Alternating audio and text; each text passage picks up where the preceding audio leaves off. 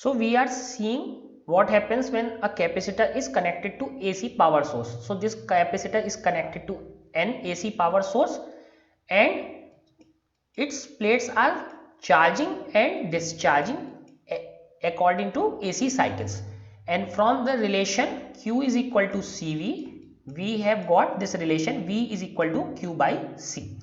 Now let us proceed as we have done in case of inductor and resistor. So this is our relation for V. So for AC voltage we know V is equal to Vm sin omega t, that is equal to Qc. From Kirchhoff's loop rule, the voltage across the source and capacitor must be equal. So from this is from Kirchhoff's rule as we have done. So V is Vm sin omega t, this is equal to Q by C. So with this we know that as voltage is increasing, so capacitor is charging, as voltage is decreasing, capacitor is discharging, as voltage is increasing in other side, so capacitor is charging but in reverse direction, then discharging, charge, discharge. So in this way capacitor is working. So what we have done till now, we have just used this equation and put the value of voltage in terms of AC source. Now we have to find the current. What is current? So we know what is current. Current is charge per unit time, that means dq by dt. So I is equal to d by dt. So from this, so let us put the value of charge. From this we get q is equal to cvm sin omega t. So let us put the value of q here. So I is equal to d upon dt vmc sin omega t. So what we get here? So differential of sine is cos omega t, differential of d upon dt of sin omega t. So differential of sin omega t is cos omega t, and this omega comes in front of that, omega cos omega t. So we get omega. These are constant, C and Vm, since this is capacitance and maximum voltage, these are constant. So omega, because we cannot change the frequency, so omega C Vm cos omega t. So this is the current that is flowing. Now again we use the same relation as we have done in case of inductor. So cos omega t is equal to sin omega t plus pi by 2. So cos is sin theta plus pi by 2. So these are trigonometric identities. So we have used this trigonometric identity, that cos theta is equal to sin theta plus pi by 2. Let us put here. So I is equal to Im sin omega t plus by pi by 2. And what was Vm? V is equal to Vm sin omega t. So what is the difference? Here you can see current is pi by 2 ahead than voltage. Current is pi by 2 phase ahead of voltage. So where now we have to calculate what is the amplitude of oscillating current. So what is Im here? We have put this Im is equal to omega C into Vm, as we have done in other cases. So this omega C Vm is written as Im, and this cos omega t as sin omega t plus pi by 2. So here what we are seeing, current is pi by 2 ahead of voltage. Previously in case of inductor it was lagging behind, but here it is ahead. So what we get? I is equal to Im sin omega t plus phi, and this is our value of Im.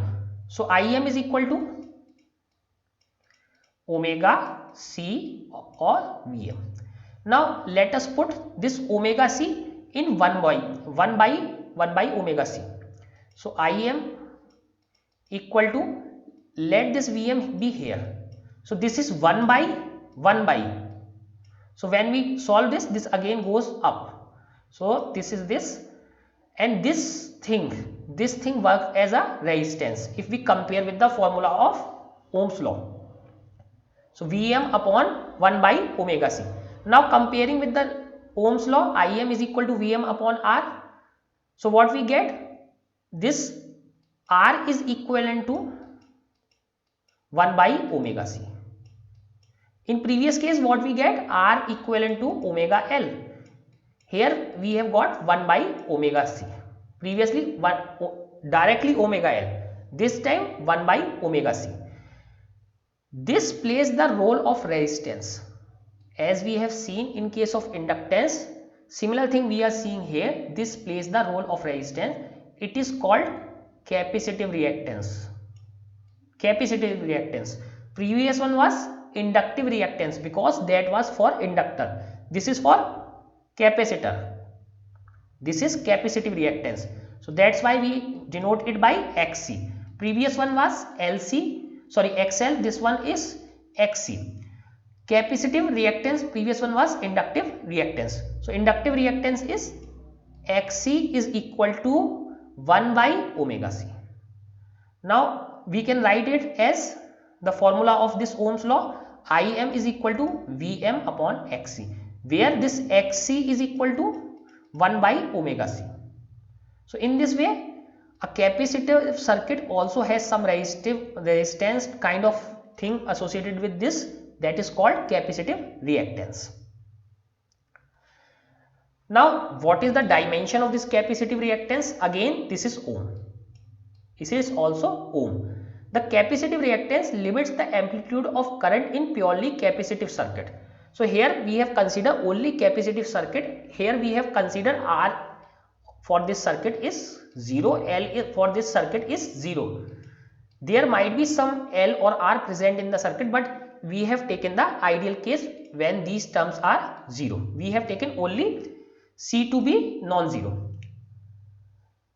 So this is working like a resistance. This works like a resistance for a purely capacitive circuit. But what is this? What is change? But it is inversely proportional to frequency. What we have seen, this is inversely proportional to frequency and the capacitance. So this Xc is inversely proportional to frequency and capacitance. If capacitance is more, this resistance is less. In case of inductor, that was directly proportional. So inductance is increased, reactance, that means resistance is increased. In case of capacitance, capacitance is increased, this is decreased. Frequency is increased, this is decreased. So that these two formula you have to keep in your mind. For capacitor and inductor, the cases are reversed. Now for comparison of equation 7.16 with equation 7.1 shows that current is pi by 2 ahead. So that we have already seen. V is equal to Vm. So this is not Vm, this is V equal to Vm sin omega t. What we got here? I equal to Im sin omega t plus pi by 2. So what we get here is the current is ahead by a phase of pi by 2. So current is pi by 2 ahead of voltage. In previous case, what was there? The current was behind pi by 2. So let us see how the phasor diagram is made for this case. So again we are making the phasor diagram. So first let us see this figure. So this is voltage. Now current is ahead. That means maxima of current comes first, maxima of voltage comes later. So this is 0 time. This is at time t by 2 because half cycle. This is time t. This is t by 4. So maxima of voltage is t by 4 time after the current. As we have seen in previous case voltage was coming first, current was coming after. Here current is coming first because current is ahead. Current must come first. Voltage must come after that. So voltage is lagging. So current first, voltage after that. So here this diagram is shown. This diagram is very similar to that, only the role of voltage and current is changed. Now let us understand how the phasor diagram is made. So first let us draw the phasor diagram for, so this was Vm maximum voltage, this is small one is Im. So in all the examples we are considering Im to be lower, so to make the consistence. So for case of purely resistance, both were in the same direction, Vm and Im. So that means there was no phase difference. But what happened in case of when we took a N inductor? So in case of Ni, so voltage was here. And what we have seen? We had seen that current was lagging. So this was voltage and current was lagging. So if current is in this direction, that means this clockwise to this voltage, clockwise to this is lagging. So this is minus pi by 2. Now if you see this case, so voltage is still there. Voltage is still there. We are keeping voltage constant at its own place, but current is ahead. So we will show current 90 degree, that means at plus pi by 2 to this voltage, and we have already seen the notation, anti-clockwise is positive, anti-clockwise is positive, clockwise is negative.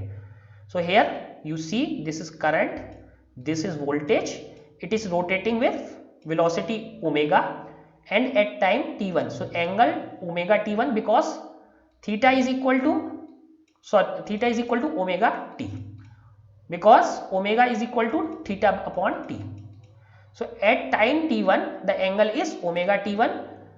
That at any of these angle, current is 90 degree or pi by 2 ahead of voltage. In previous case this was the case inductor, in capacitor current is ahead of voltage.